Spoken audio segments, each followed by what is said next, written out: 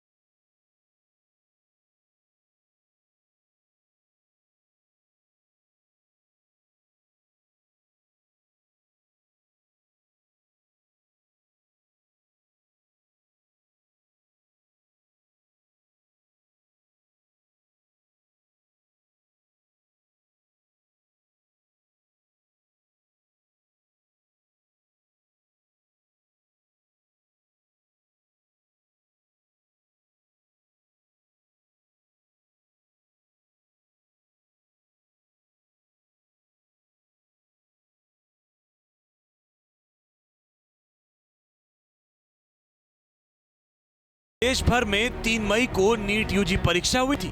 7 मई की शाम paper leak की खबर सामने आई थी। 12 मई को परीक्षा रद्द कर दी गई थी। 21 जून को री एग्जाम होना था। सॉलिसिटर जनरल ने कोर्ट को बताया कि पेपर लीक के बाद बड़े लेवल पर सुधार किए गए हैं। सरकार युवाओं को लेकर गंभीर है। नीट यूजी रीटेस्ट के लिए नए तरीके अपनाए गए हैं। सुप्रीम कोर्ट ने 2024 में नीट पेपर लीक के बाद बनाई गई हाई पावर मॉनिटरिंग कमेटी के प्रमुख डॉक्टर के राधाकृष्ण से भी सवाल पूछा। कोर्ट ने कहा कि सिफारिशों और सुधारों के बावजूद इस बार नाकामी क्यों हुई? अगर आपकी निगरानी और एचपीसी की सिफारिशों के बावजूद ये घटना हुई है तो ये तो सिफारिशों में ही समस्या है या फिर निगरानी ठीक से हुई नहीं। सुप्रीम कोर्ट के सवाल पर हाई पावर्ड कमेटी के अध्यक्ष राधाकृष्णन ने बताया कि समिति की अधिकांश सिफारिशें लागू की जा चुकी थी। उन्होंने कहा कि नीट पीजी 2025 सफल रहा। इस साल सामने कई कमजोरियों को आगामी रीटेस्ट से पहले दूर किया जा चुका है। परीक्षा सुचारू रूप से करवाने के लिए कोर्ट की तरफ से सुझाव भी दिए गए। एनटीए पर सवाल उठाते हुए कोर्ट ने कहा कि यूपीएससी तो बड़े पैमाने पर परीक्षा करवाता है, वहां कभी पेपर लीक नहीं हुआ। एनटीए को उनसे सीखने की जरूरत है। नेशनल टेस्टिंग एजेंसी एनटीए ने सुप्रीम कोर्ट को बताया कि नीट यूजी 2026 पेपर लीक विवाद के बाद बड़े पैमाने पर सुरक्षा सुधार किए गए हैं। अपने हलफनामे में एनटीए ने कहा कि हाई लेवल संचालन समिति ने 17 अप्रैल 2026 को हुई एक बैठक में नीट यूजी 2026 की तैयारियों की समीक्षा की। परीक्षा से पहले, परीक्षा के दौरान और परीक्षा के बाद के लिए सुरक्षा उपाय की सिफारिश की।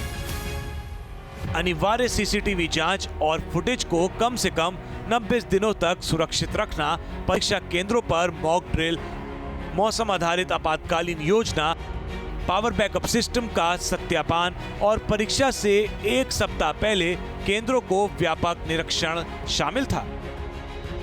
वैसे 21 जून को नीट की रीटेस्ट के लिए सरकार की तरफ से कुछ दूसरे बड़े कदम उठाने की भी खबरें आ रही हैं। सवाल है कि क्या नीट परीक्षा के लिए वायुसेना की मदद ली जाएगी?